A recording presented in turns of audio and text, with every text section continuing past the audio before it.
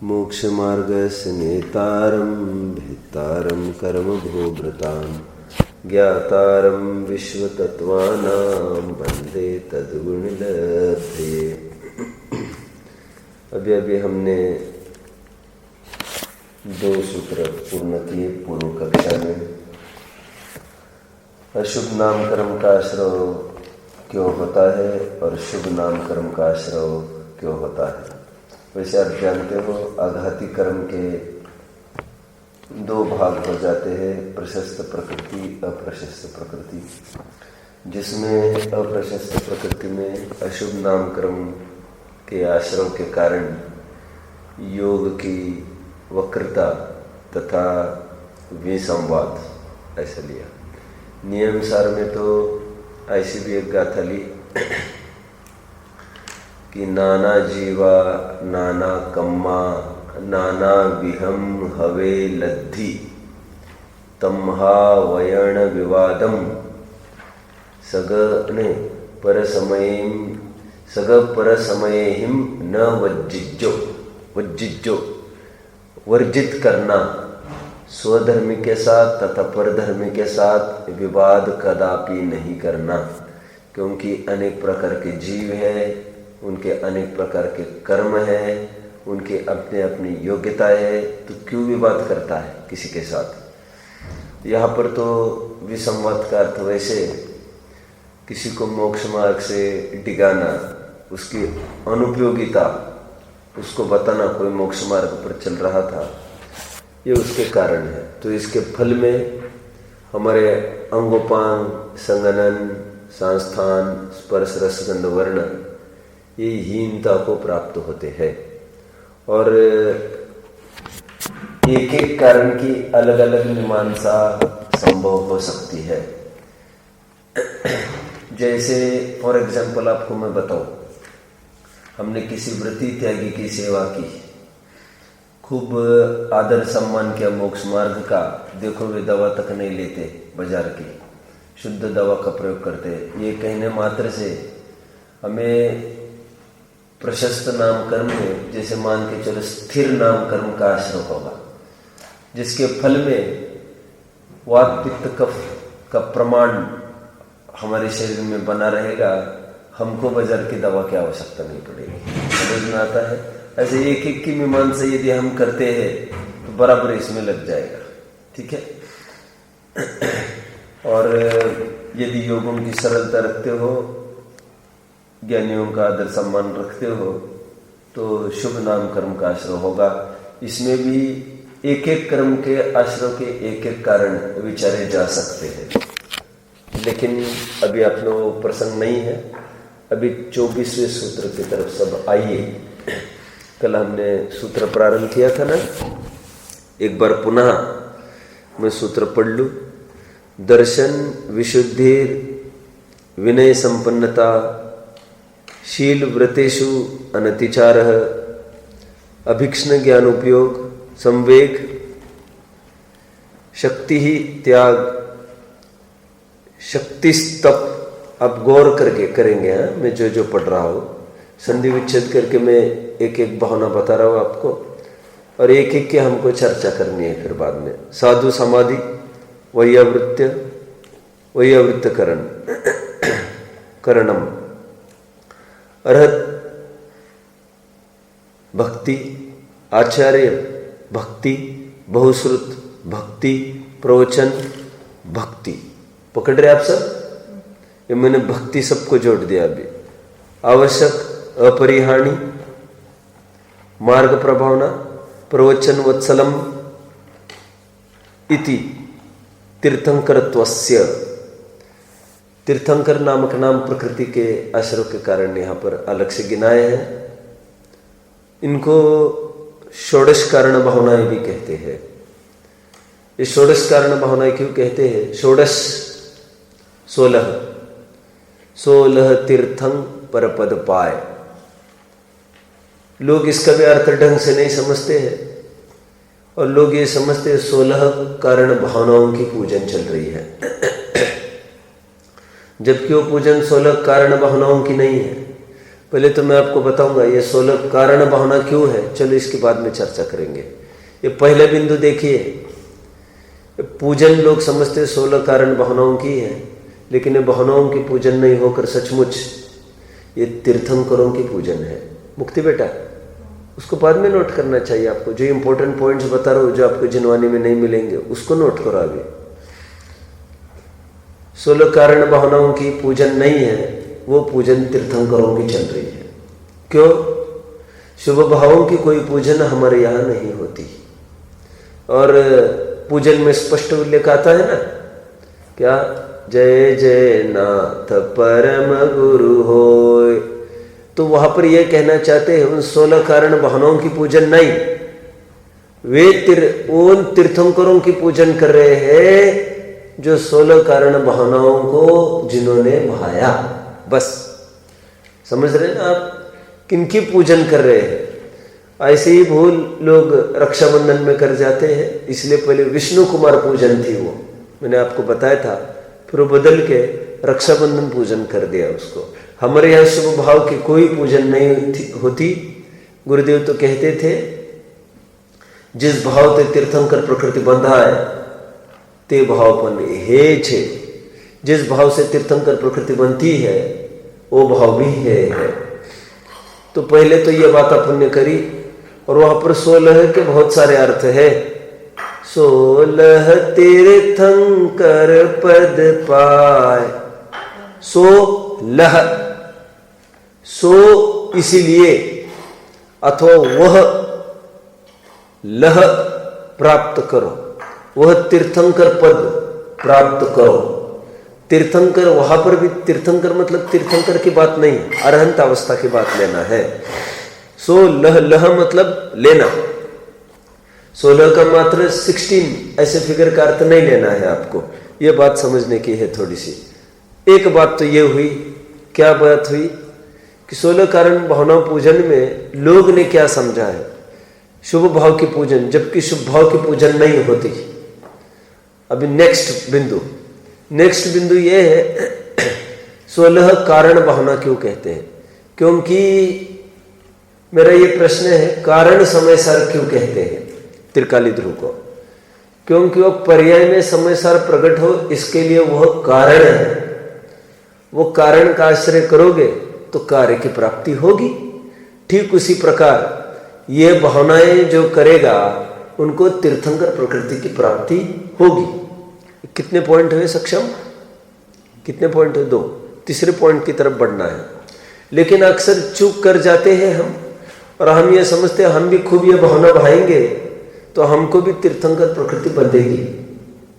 तो तीर्थंकर प्रकृति के कुछ नियम पहले आप लिख लो, तीर्थंकर प्रकृति के बंध के।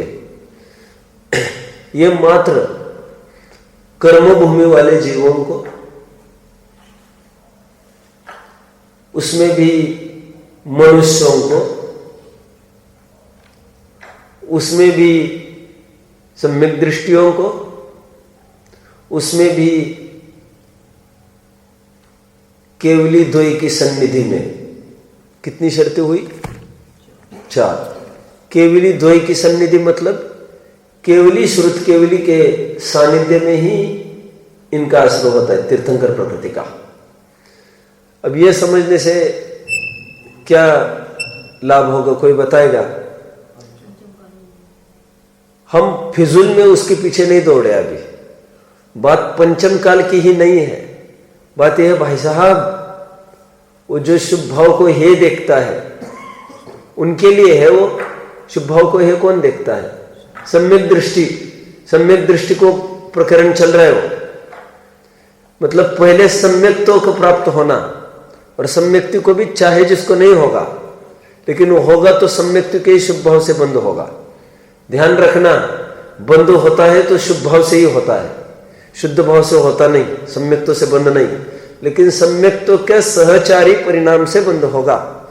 कोरे कितने ही शुभ भाव हो, मिथ्यात्व के शुभ भाव से बंद होना नहीं। इसलिए सबसे पहले यत्न सम्यक्तव का करो। अब तीसरी बात और क्या शिक्षा मिलती है इसमें? अधिकांश रूप से इसमें प्रवृत्ति महिलाओं की होती है। आपने देखा होगा महिलाएं 16-16 और 32 दिन उपवास करती है। षोडशकारण व्रत चालू हो गए, षोडशकारण व्रत चालू हो गए। वैसे मैं आपको गिनाऊं, बताऊं, ये कोई अनादि निधन पर्व नहीं है। धवल ग्रंथ में जब काल मंगल की चर्चा आई तो काल मंगल के अंतर्गत अष्टमी, चौदस, 3 अष्टनिकाय, कार्तिक, फाल्गुन, आषाढ़ और 3 दशलक्षणी, माघ, चैत्र, भाद्रपद, इनकी गिनती तो की उन्होंने, लेकिन षोडशकारण व्रत आदि व्रतों की बिल्कुल चर्चा नहीं की। लेकिन ऐसा कैसे हो गया कि समाज में षोडशकारण व्रत घुस गया और घुस ही नहीं गया, बाकी सब व्रतों को खा गया। इसकी महिमा भट्टारकों ने करी और ये भावना भाव और खूब फल होगा, तीर्थंकर प्रकृति बनेगी। तो महिलाएं बराबर 16-32 उपवास करती है। 16-32 उपवास क्या है मैं आपको बताऊं थोड़ा। षोडशकारण व्रत सबसे बड़ा व्रत चलता है, 32 दिन का परमार्थ से ये व्रत नया ही प्रचलित है, कोई आचार्य ने नहीं बताया है, लेकिन 32 दिन का बताया। 32 दिन का कैसे? ये 16 भावनाएं हैं, तो एक भावना 2-2 दिन चलेगी, तो एक भावना संबंधी 2 दिन उपवास और वो विशेष अध्ययन स्वाध्याय आदि जो भी हो, तो ऐसे 16 दिन के 32। कोई ऐसा भी करता है, फिर 31 दिन ही हो जाएंगे। यू शुड स्टार्ट फ्रॉम दर्शन विशुद्धि एंड टर्मिनेट एट प्रवचन वत्सलत्व एंड अगेन रिवर्स चलना, जैसे उत्सर्पिण्य अवसर्पिण्य होता है। तो ऐसे केस में कितने होंगे फिर? 31 कैसे होंगे फिर? क्योंकि प्रवचन वत्सल की गिनती एक ही बार होगी फिर, तो फिर 31 दिन का ही होगा। तो कोई 31 दिन का पालता है, कोई 32 दिन का पालता है, लेकिन कोष में तो 32 दिन का लिया है। हालांकि इसकी कोई आगम प्रमाण नहीं मिल रहा है हमारे पास, मैंने अब भी कहा। तो ये समाज में से दुर्गंध निकलनी चाहिए। जो शुभ भाव के पीछे लट्टू होते हैं लोग, उसका हमेशा हमेशा के लिए तिरोभाव हो जाएगा और सम्यक्त के प्रति हमारे सच्ची जिज्ञासा हो जाएगी। ये बात है। चलना आगे। अब देखिए कितने बिंदु हुए हैं हमारे, कितने बिंदु हुए? वैसे बिंदु तो 3 ही हुए हैं, और तीसरे बिंदु के अंतर्गत फिर आपको 4 पॉइंट्स बनाने थे, विधि और निषेध के रूप में। ऐसा कितने जन ने किया? आपको बनाने चाहिए थे। अभी तक कौन सा पॉइंट चला? ये तीसरा पॉइंट था। इस तीसरे पॉइंट में आपको 4 पॉइंट विधि के होता क्या है और 4 पॉइंट निषेध के आपको बराबर रखना चाहिए था। क्या हो रहा है और क्यों नहीं होना चाहिए, क्यों, और परमार्थ नियम क्या है तीर्थंकर प्रकृति में। आसर ओके, पकड़ रहे आप सब? आगे बढ़ते हैं हम। देखिए, और दुर्दशा इतनी है कि मूल धर्म को कल लोप करके लोग शुभ भाव की महिमा मंडित करना चाहते हैं। तकलीफ ये है, जैसे एक बात आती है, शादी ब्याह का प्रसंग होता था, तो शादी ब्याह में एक बार एक विद्वान को भी बुलाया एक कार्यक्रम में, और साथ साथ एक नाचने वाली को भी बुलाया। तो खूब प्रवचनकार ने प्रवचन किए। 10 दिन नाचने वाली रोज नाचती रही। नाचने वाली रोज आधा घंटा नाचती थी रात में, भक्ति के टाइम में, और विद्वान पंडित जी 4-4 बार प्रवचन करते थे दिन में। जब 10 दिन के बाद विदाई का अवसर आया, तो पंडित जी को विदाई में 30 रुपए दिए गए और नाचने वाली को लिफाफे में 300 रुपए दिए गए। तो एक जन बोल उठा, फूटी आंख विवेक की, क्या करे जगदीश, कंचनिया को 300, मनीराम को 30। पकड़ रहे आप मेरी बात को? क्या कहना चाहते? क्या जमाना आ गया कि कंचनिया कितने ले गई? 300, और मणिराम को कितने मिले हैं? 30। फूटी आंख विवेक की, क्या करे जगदीश कंचनिया को 300 मनीराम को 30। अभी कहना पड़ेगा, क्या कहना पड़ेगा? फूटी आंख विवेक की क्या करे जगदीश। बोलो, पूरी करो बात को। हाँ, षोडश कारण को 32 रत्नत्रय को 3। नहीं समझे आप लोग अभी तक?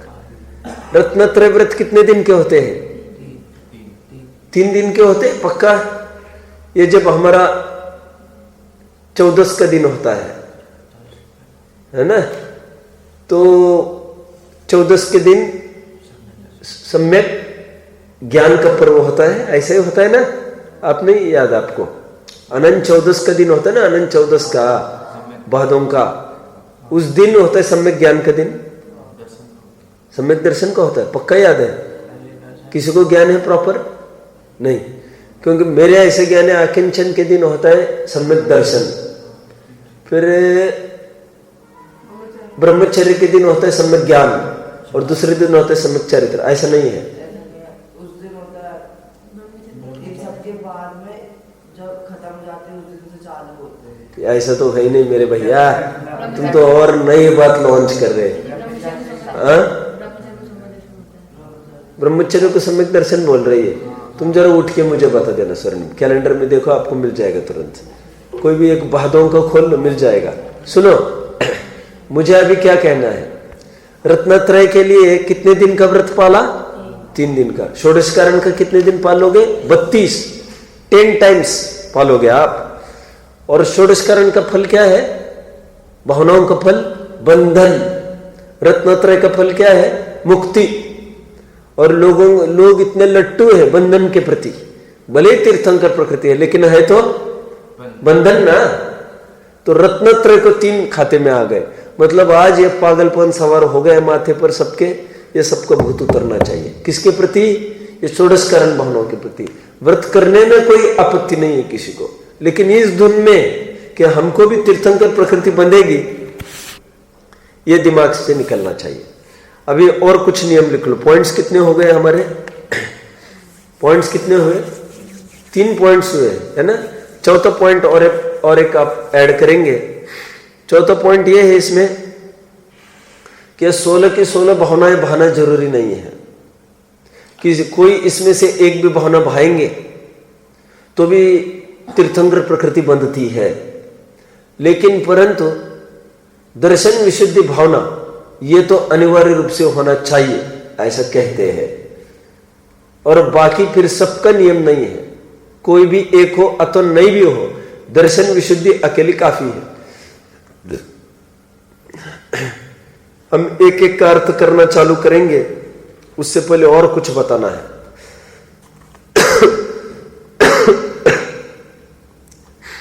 ये तीर्थंकर प्रकृति कब बनना चालू होती है, पहले इसका भी थोड़ा उल्लेख लिख लो आप। लिखा था आपने?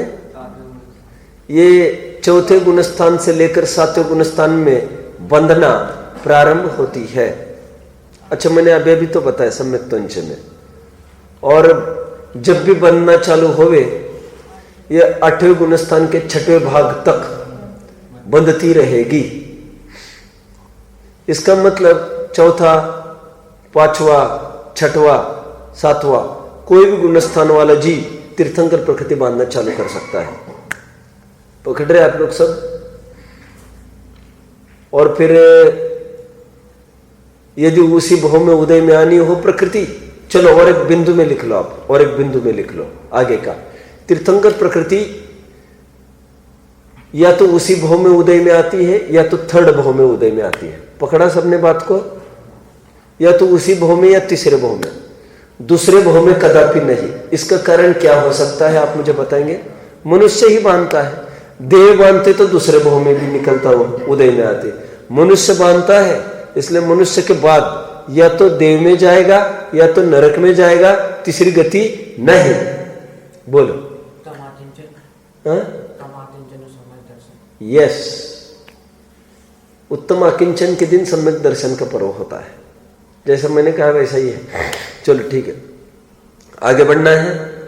ये कौन सा पॉइंट लिया अपन ने? ये या तो उसी भाव में उदय में आती तीर्थंकर प्रकृति, उसी भाव में यदि आएगी तो क्या बातें हो सकती, कोई बताएगा? 100% यदि उसी भाव में उदय में आएगी तो गर्भ और जन्म कल्याणक तो होना ही नहीं। फिर या तो 3 कल्याणक होंगे, दीक्षा, ज्ञान, निर्वाण। और मुनि अवस्था में 7वें गुण स्थान में यदि बनती है तो दीक्षा कल्याणक भी होने का सवाल नहीं, ज्ञान और निर्वाण कल्याणक तो अवश्य होगा। पकड़ रहे आप सब? और यदि बोलिए तीसरे भाव में तीर्थंकर प्रकृति उदय में आएगी तो 5 कल्याणक माने जाएंगे। और यहाँ के जीवों के भरत ऐरव क्षेत्रों के ये 5 कल्याणक होते हैं।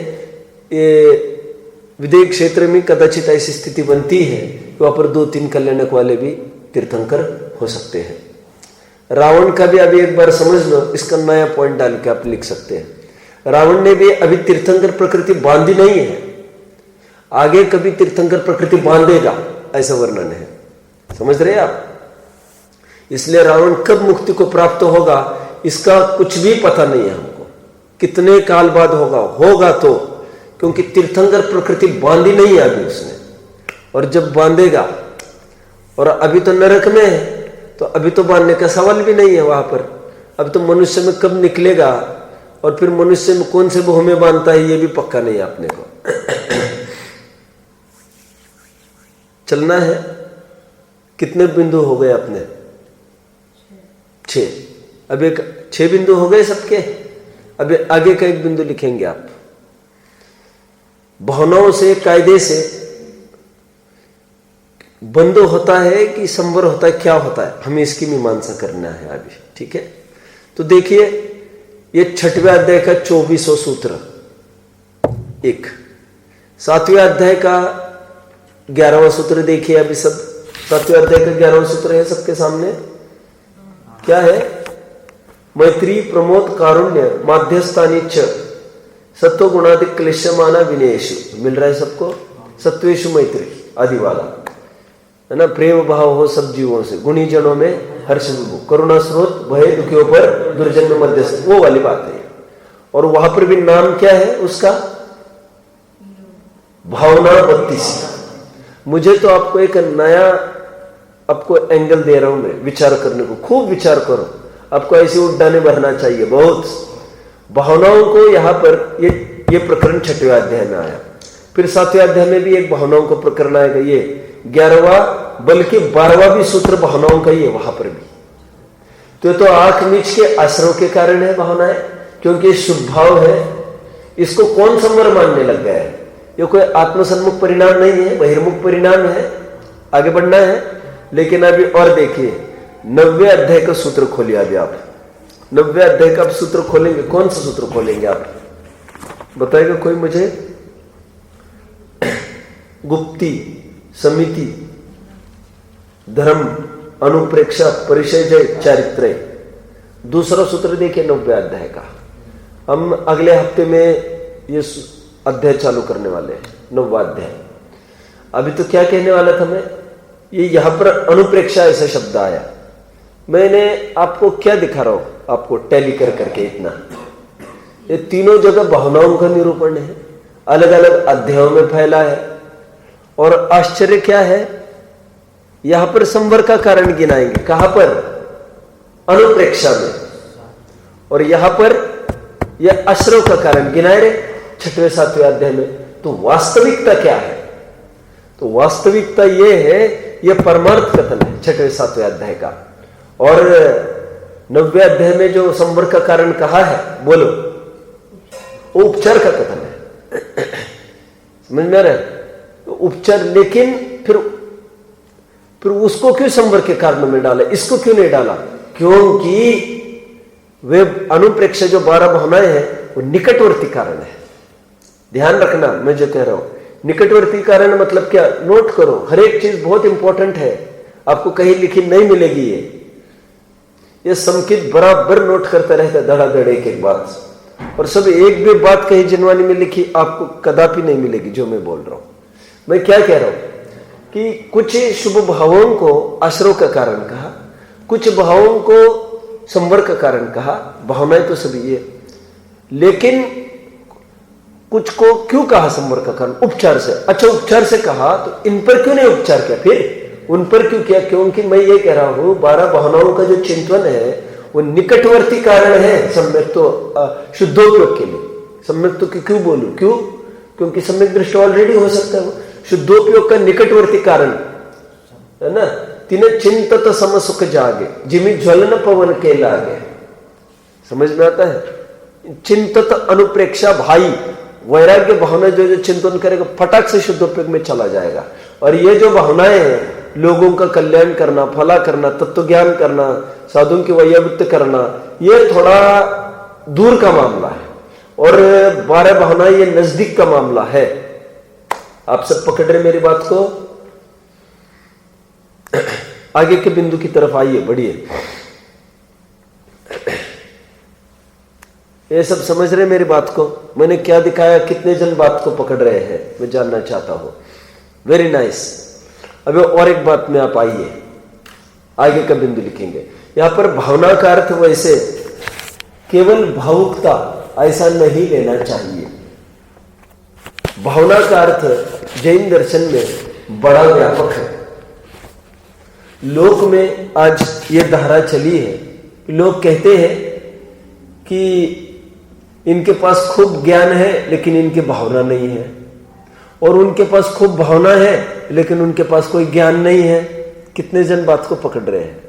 और वो ये कहना चाहते हैं भावना बिना ज्ञान और ज्ञान बिना भावनाएं पंगु होती है, निरर्थक। जैसे ज्ञान बिना भावनाएं मतलब कोई बताएगा? ज्ञान बिना भावनाएं मतलब भावुकता, जिसको लोक में कहते हैं, जिसको ये कहते हैं हमको मुनि बनना, मुनि बनना, मुनि बनना।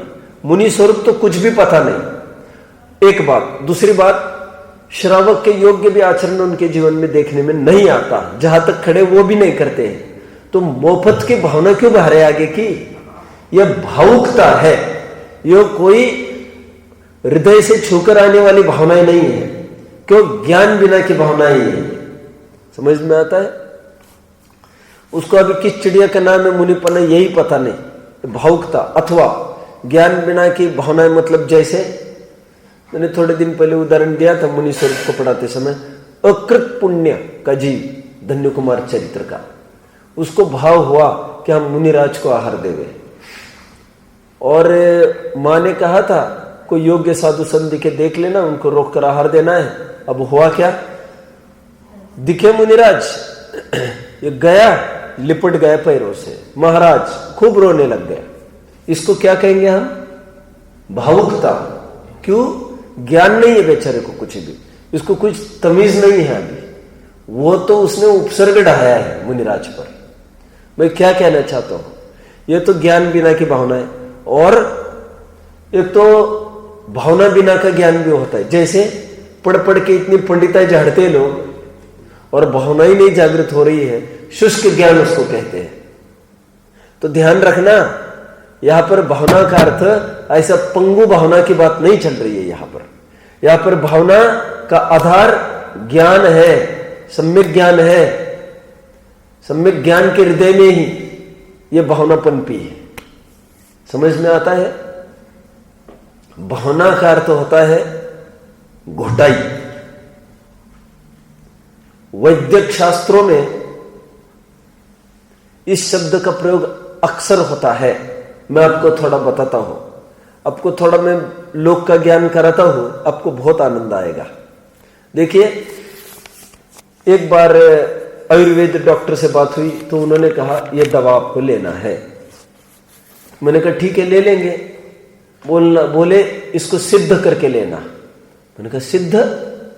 तो हाँ, सिद्ध करना मतलब क्या होता है? आप लेना इसमें आधा लीटर पानी और उबालना। कब तक उबालना?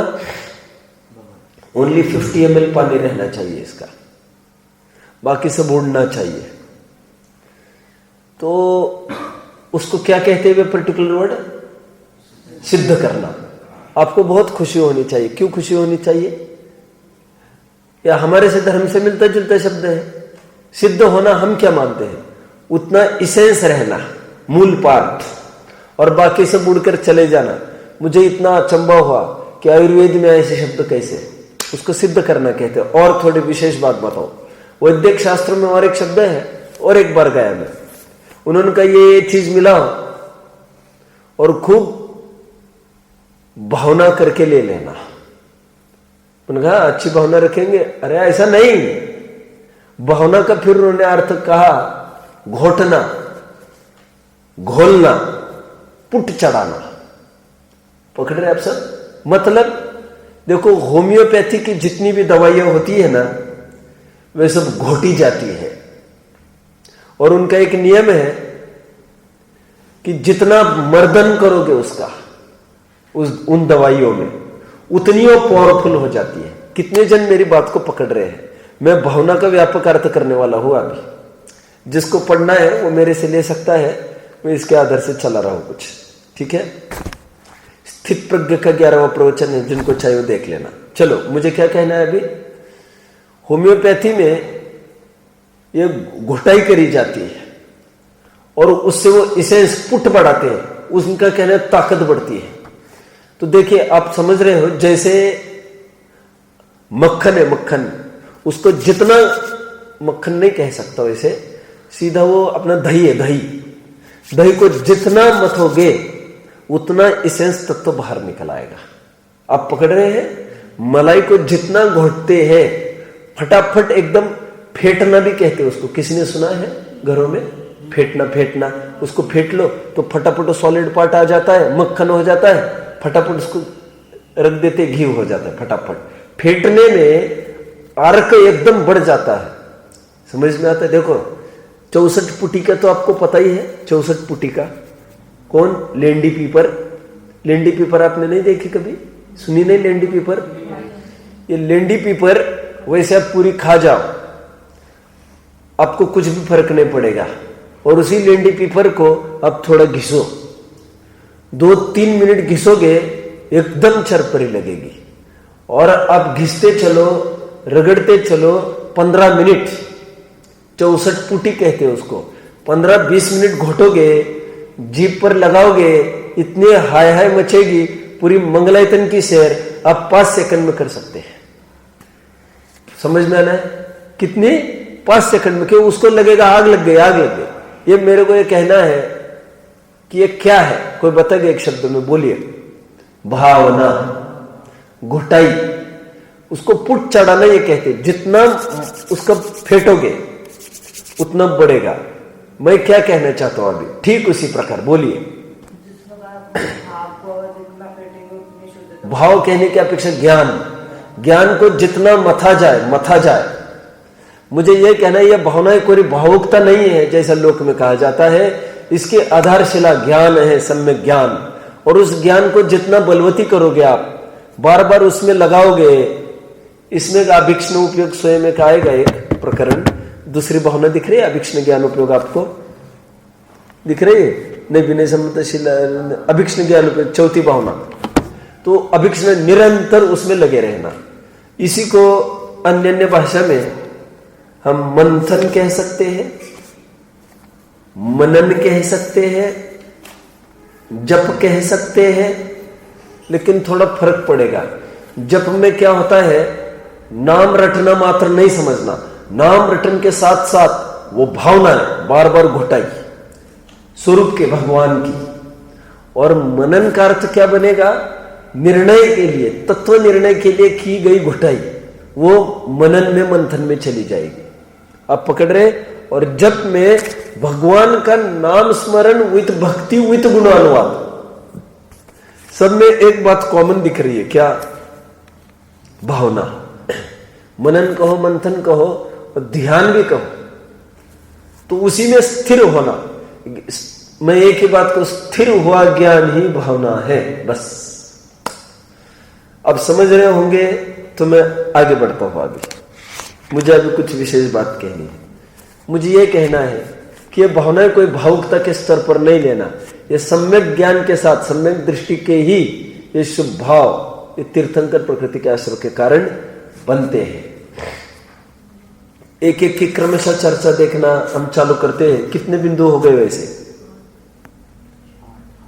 8 हो गए? ठीक है, चलिए आगे बढ़ते हैं। अब मैं एक एक भावना का अर्थ करूंगा।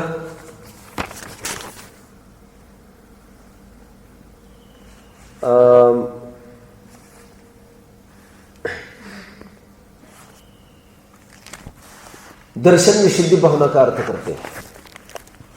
इसी में थोड़ा जोर लगाना है, बाकी तो सब सरल सुगम है। गोपाल दास जी बरैया एक बहुत बड़े विद्वान होकर गए। उनके सामने एक प्रश्न आया, बहुत सारे विद्वान बैठे थे, उन्होंने एक प्रश्न किया, दर्शन विशुद्धि भावना मतलब क्या? उन्होंने बोला, दर्शन में विशुद्धि, यही दर्शन विशुद्धि का अर्थ है ना। तो सम्यक दर्शन में विशुद्धि का मतलब क्या? क्योंकि सम्यक दर्शन जितना होना चाहिए उतना तो हो जाता है चौथे गुण स्थान में, आप सब जानते हैं। आंशिक रूप से सम्यक तो कभी नहीं होता, आंशिक रूप से सम्यक तो कभी नहीं होता।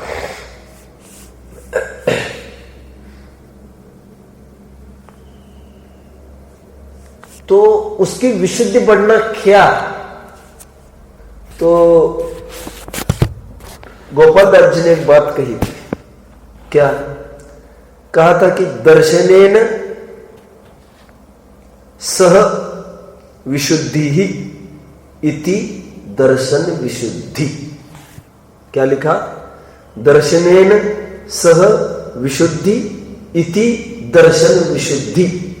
ऐसा अर्थ करना है, ना कि दर्शने विशुद्धि इति दर्शन विशुद्धि, ना कि दर्शने विशुद्धि इति दर्शन विशुद्धि। अब मैं आप में से इसका अर्थ चाहूंगा।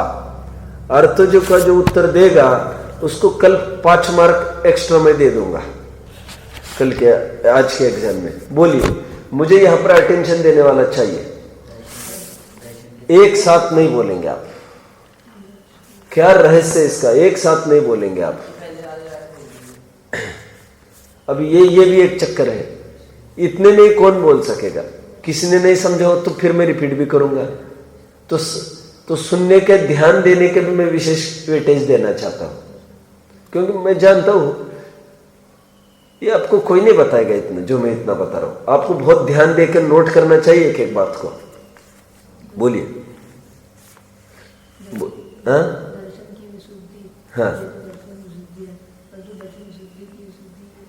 क्या बोल रही है? कच्चा पापड़ पक्का पापड़ कर रहा है क्या? कच्चा पापड़ पक्का पापड़, कच्चा पापड़ पक्का पापड़। शी सेल्स ऑन द सी शोर, ऐसा कर रहा है क्या कुछ? पागल पर। हाँ बोलो। हाँ, दर्शन के साथ जो की हुई विशुद्धि है वह दर्शन विशुद्धि है, ना कि दर्शन की विशुद्धि। स्पष्ट ख्याल में आता है, दर्शने विशुद्धि इति दर्शन विशुद्धि, ऐसे व्यार्थ करते थे। दर्शन में कौन सी सप्तमी है? दर्शने विशुद्धि को कौन सी विभक्ति है? ये सप्तमी है ना, दर्शन विशुद्धि। और यहां पर दर्शनेन सह विशुद्धि, दर्शन के साथ जो विशुद्धि है उससे। दो अलग अलग पढ़ रहे ना अर्थ समास। तो ये कह रहे ऐसा अर्थ नहीं करना जो तुमने किया, दर्शन की विशुद्धि, क्योंकि उसमें वास्तव में क्या होना? सम्यक दर्शन के साथ जो विशुद्धि होती है, वो विशुद्धि कौन सी? वो भी ले लो अभी आप, क्योंकि ऐसी तो फिर चौथे पांचवें सब में लागू होगी। फिर ये तो कौन सी विशुद्धि? तो समस्त विश्व का कल्याण हो। जो संकित थोड़े दिन पहले यहां से बोला ना माइक पर, क्या तीर्थंकर प्रकृति कैसे बनती है कि विश्व को रोटी कपड़ा मकान की व्यवस्था हो जाए, इस बल पर किसी को तीर्थंकर प्रकृति आज तक नहीं बंदी। तो रोटी कपड़ा मकान ये तो लोक की बात है। ये लोकोत्तर बात क्या है? ये तो जीव की जीविका और ताको उसका उद्धार। बोलो, तीर्थंकर प्रकृति तब बनती है जब ऐसा लगता है जगत के जितने भी जीव है उनको सबको बोधि की प्राप्ति होवे, तत्व की प्राप्ति होवे, सभी जन आत्म सन्मुख परिणाम करे, सब सुखी को प्राप्त होवे, सबको भेद विज्ञान हो। यह भावना फिर उसके कारणभूत जिनवानी सबको मिले, जन जन के का विषय ये जिनवानी बने, ऐसा उनको लगता है। ये दर्शन विशुद्धि भावना है। आगे बढ़ू, होगा तो मैं आगे बढ़ता हूं। अभी एक एक का अर्थ बस मुझे करना है जल्दी जल्दी, तो हो जाएगा फिर मेरा ये। आगे बढ़िए। विनय संपन्नता। अभी ये लिखने की आवश्यकता आपको नहीं है, लिखने का पार्ट हो गया। अभी तो सामान्य सामान्य अर्थ करता जाऊंगा। लिखने की बात तो अभी तक थी, भावना के इतने सारे अर्थ कि आपको फटाफट नोट करना चाहिए था, कहीं नहीं मिलना वो। देखो और एक बात मैं बता रहा हूं, चंदन होता है, देखो हमको हमेशा ऐसा लगता है कि दाह कुछ होने लग जाए, उष्णता तो बहुत होती है ना, तो चंदन का लेप लगाना है। मार्केट में चंदन के पाउडर भी अवेलेबल है, लेकिन वो भी आप लगाओ। और एक काम करो, आपके पास चंदन की लकड़ी है, उसको घिसो और लेप लगाओ, आपको 10 टाइम्स इफेक्ट ख्याल में आएगा। ऐसा क्यों हुआ मालूम आपको? क्यों हुआ ये घिसोगे आप, उसकी अलग ही, देखो उसको पीस कर उसके पाउडर बना के आप लगाओ, उसमें वो पोषक तत्व तो कदापि नहीं मिल सकते, समझ में आता? देखो मैं और एक बात कहता हूं आपको, नीम वैसे अपन तो खाते नहीं है, नहीं मैं तो दूसरा उदाहरण दो अच्छा सा। मैं तो आयुर्वेद का ही उदाहरण कहकर दे रहा हूं। दवा के रूप में कहते हैं ये नीम है ना, उसका काढ़ा बना के ले लेना। काढ़ा बनाना देखिए इसमें क्या है साहब, हम तो वैसे कच्ची चबा के खा लेंगे। कह रहे नहीं, तुमको 10% भी प्रॉफिट बेनिफिट नहीं मिलेगा। अब पकड़ रहे मेरी बात को? क्यों कह रहा हूं मैं ये? उसका एक लाभ है भावना का, घुटाई। आई अपने प्रकरण में अभी मैं फटाफट अर्थ करते जाऊंगा, आपको समझना है। विनय संपन्नता।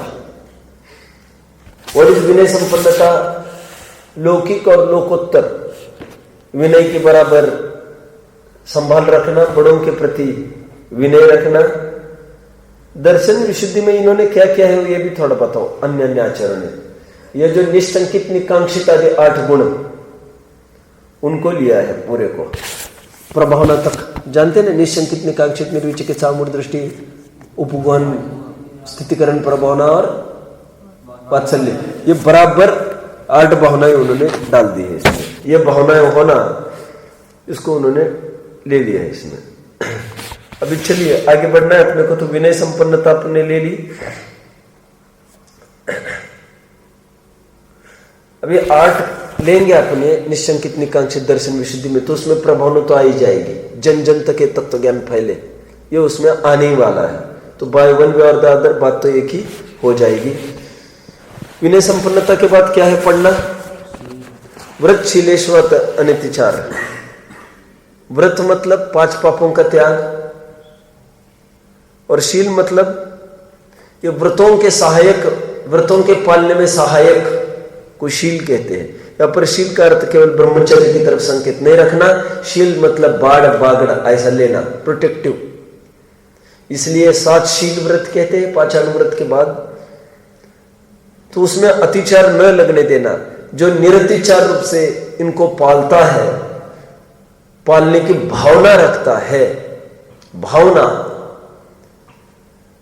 ये भावना का और एक अर्थ बताऊं मैं। जयसेन स्वामी ने टीकाओं में जगह जगह भावना का अर्थ क्या किया मालूम?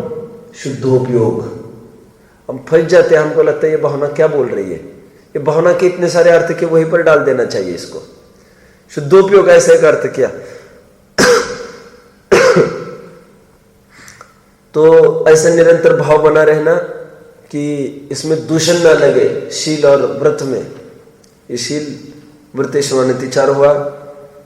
आगे अभीक्ष्ण ज्ञान उपयोग। अभीक्ष्ण का मतलब कौन बताएगा? अभीक्ष्ण वो वर्ड राइमिंग ढूंढ रहे क्या वर्ड्स में? तीक्ष्ण और अभीक्ष्ण। अभीक्ष्ण मतलब निरंतर, कंटिन्यूअस, पकड़ में आता है। निरंतर को कहते अभीक्ष्ण, निरंतर ज्ञान की भावना। आप देखो इनको, कभी भी देखो, ये तो पढ़ते ही पढ़ते रहते, पढ़ते ही पढ़ते रहते। ऐसा जिनको दिखे, जिनके बारे में, उनकी ये भावना हो सकती है। अभीक्ष्ण ज्ञान उपयोग, निरंतर अध्ययन करने की भावना, और कभी भी उससे ऊबना नहीं। रात दिन हमको पढ़ने मिले, हम तो पढ़ते रह जाए। कोई हमको टपका दे लाइब्रेरी में, गलती से 10 दिन भी ताला नहीं खोले, तो हमको कोई आपत्ति नहीं। अभिक्ष्ण ज्ञान उपयोग निरंतर पढ़ते रहना। मैंने आपको कहा था, बाद में भावना कल देखेंगे। अभी मैंने आपको बताया था एक अक्षपाद, एक कौन क्या कणाद ऋषि है, नाम जानते हैं आप सब? कणाद ऋषि वे वैशेषिक मत के संस्थापक। तो इनका एक नाम अक्षपाद भी है। क्यों है जानते हैं आप लोग? अक्षपाद इसलिए है, वो निरंतर पढ़ते रहते थे। एक दिन चलते चलते भी पढ़ते रहते थे। गिर गए गड्ढे में, गिर गए, उनको बचाने के लिए देवी देवता प्रसन्न हो गए। बचाने के लिए आए तो उनको पूछा, आपको जो सफल हो गए, वो लीन हो गए, वहां पर भी जाकर पढ़ता रहा। इतने खुश हो गए, बोलो तुम्हें क्या चाहिए? तो कहते हैं क्या बोला होगा, मेरे पैरों को भी आंखें दे दो, तो मेरा ऊपर अपना काम चलता रहे पुस्तक पढ़ने का, और पैर अपने मुझे नीचे नहीं देखना है। तो इसलिए उनका नाम पड़ गया अक्षपाद। पाद में जिनके अक्ष हो उनको मिली, ये नहीं कह रहा हूं मैं, समझ में आता है?